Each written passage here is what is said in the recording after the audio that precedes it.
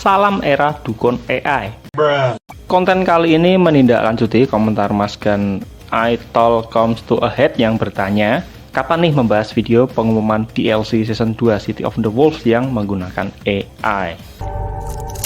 Di era sekarang ini, penggunaan AI, maksudnya Artificial Intelligence dan bukan Adobe Illustrator, semakin masif dan nggak bisa dihindari lagi, termasuk dalam industri game modern. Hal ini menimbulkan adanya kontroversi dan toleransi atau penolakan dan pemakluman penggunaannya. Dan saya sendiri termasuk pada pihak yang bisa memaklumi penggunaan AI dalam game modern. Kenapa seperti itu?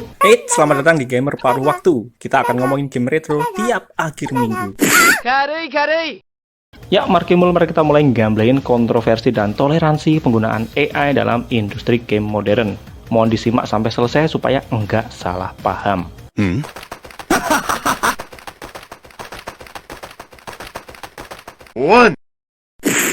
Penggunaan AI, sekali lagi Artificial Intelligence dan bukan Adobe Illustrator,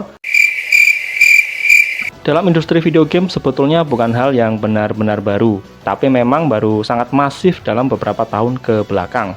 Tapi sebelum membahas lebih jauh, saya ingin meluruskan sedikit tentang istilah yang banyak digunakan para gamer modern yang sering menyamaratakan bahwa setiap ada karakter yang bergerak tanpa dikendalikan pemain manusia, itu dianggap sebagai karakter yang dikendalikan oleh AI. Padahal nggak semuanya dikendalikan oleh AI.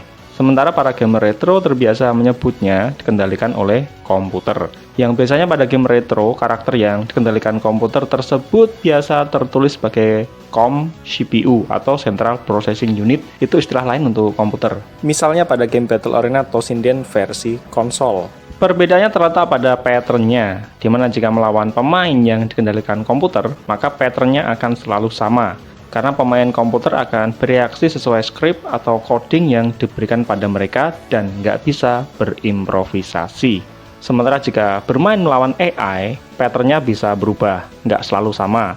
Karena pemain yang dari AI ini akan bereaksi sesuai data yang masuk, bukan sesuai skrip atau coding yang diberikan. Data di sini bisa berupa data dari para pemain online yang dikumpulkan, ataupun data dari pelatihan internal mereka. Contohnya pada game Gran Turismo 6, saat bermain offline kita akan melawan mobil yang dikendalikan komputer dengan pattern yang mudah dipahami. Sementara pada Gran Turismo 7, dengan adanya AI bernama Gran Turismo Sophie, pattern dari mobil yang dikendalikan si Sophie ini akan berubah seiring banyaknya data yang masuk dari pelatihan internal si Sophie.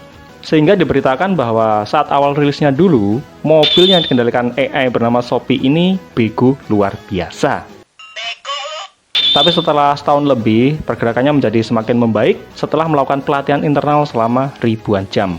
Untuk contoh lain, misalnya game Samurai Shodown 5, di mana saat bermain offline kita akan melawan pemain komputer dengan pattern yang selalu sama. Sementara pada Samurai Shodown 2019, pada mode Dojo, kita akan melawan pemain yang dikendalikan AI berdasarkan data yang masuk dari para pemain online, yang bisa kita pilih menggunakan data dari user siapa. Meski sayangnya pada Samurai Shodown 2019, hal tersebut belum dimanfaatkan dengan baik, sehingga para player AI ini terasa sangat lemah banget dibandingkan saat melawan player yang dikendalikan oleh komputer.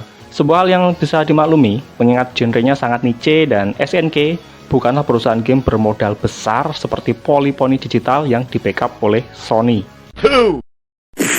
Jika penggunaan AI sebelumnya tidak menjadi perdebatan seperti pada game Gran Turismo 7 dan Samurai Shodown 2019, maka beberapa bulan terakhir penggunaan AI justru menjadi perdebatan. Misalnya pada game Expedition 33 yang mengakui penggunaan AI untuk beberapa proses produksi gamenya. Dan bagi saya hal ini seharusnya enggak menjadi masalah. Karena penggunaan AI pada game Expedition 33 itu tak disadari para pemainnya sampai pihak studio yang mengakuinya. Maka dalam hal ini penggunaan AI tidaklah mengganggu sama sekali karena terbukti bisa memberikan hasil yang memuaskan dan juga tidak disadari para pemainnya. Terlebih AI yang digunakan pada Expedition 33 ini hanya untuk proses pembuatan tekstur yang digunakan pada versi awal gamenya. Dan itu pun sudah dihapus via update. Begitupun untuk Dreadout 3, kemudian Genshin Impact, kemudian Fatal Fury City of the Wolves Season 2 yang menggunakan AI untuk materi promosi mereka. Bagi saya hal ini bukanlah masalah sama sekali, karena game itu tujuan utamanya untuk dimainkan, bukan untuk ditonton promosinya. 3. Kalaupun misalnya AI digunakan dalam sebuah game, hal itu nggak selalu buruk. Misalnya pada game Gran Turismo 7 atau Samurai Shodown 2019 ataupun Virtua Fighter 5 Revo. Mereka menggunakan AI untuk meningkatkan experience bermain single player. Ataupun seperti Expedition 33 yang menggunakan AI hanya untuk pembuatan tekstur, ini pun nggak masalah sama sekali. Karena AI-nya tidak digunakan untuk hal yang krusial seperti desain karakter, kemudian game designer, kemudian desain gameplay, ataupun untuk pembuatan naskah atau jalan ceritanya. Dan itu pun pada Expedition 33 ini, AI cuma digunakan untuk tekstur sementara, untuk membantu proses produksi awal mereka. Karena sebagus apapun suatu AI, mereka tetap bukan pembuat keputusan yang baik. Mereka ini cuma alat yang mengikuti apa yang diperintahkan. Itu bisa kalian coba sendiri di ChatGPT atau Gemini atau apapun itu, polanya akan selalu sama. Nah, contoh lain ini pada sebuah restoran berbasis AI di Dubai yang menurut channel Alexander the Guest, Gonna visit the first AI restaurant in the world, where the chef is an AI. kualitasnya terasa mengecewakan. Dan hal itu dikarenakan sang master chef-nya dalam menentukan apa menu yang disajikan. Jadi bukan karena AI-nya.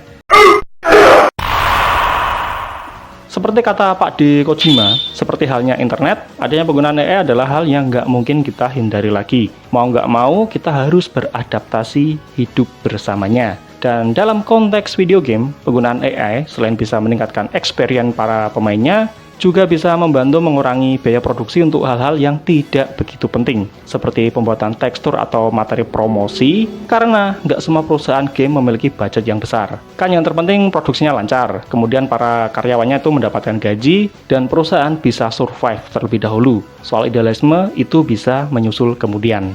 Oke, gimana menurut kalian? Silahkan sampaikan di komentar, karena berkomentar itu gratis.